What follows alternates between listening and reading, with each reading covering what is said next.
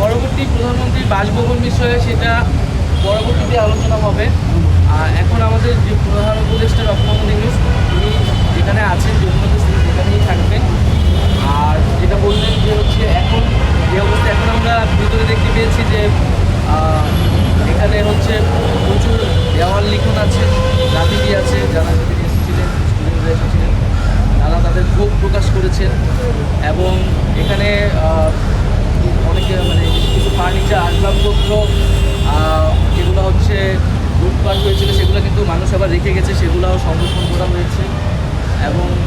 ভাঙচুর রয়েছে, মানুষের ক্ষোভের বহিঃপ্রকাশ পুরা বিল্ডিংটার চারিদিকে আসলে ছড়িয়ে রয়েছে।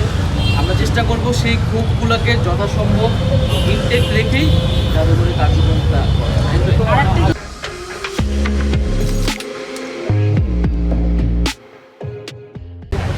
আমরা শুধু শহীদ পরিবার যেগুলোর মধ্যে আমরা তালিকা করেছি তালিকাটা এবং সেই শহীদ পরিবারদের নিয়ে আমরা এখানে একটি সমাবেশ এবং সেখানে মূলত কার্যক্রমটি চলছে আর সেটির ঘোষণা হবে এবং আমাদের যেই আহতদের ব্যাপারে এবং শহীদ পরিবারদের ব্যাপারে যে কমিটমেন্টগুলো আর্থিক এবং অন্যান্য প্রতিশ্রুতিগুলো সেখান থেকে দেওয়া হবে এবং যে তালিকা দিই সেখান থেকে আমরা এই মাসে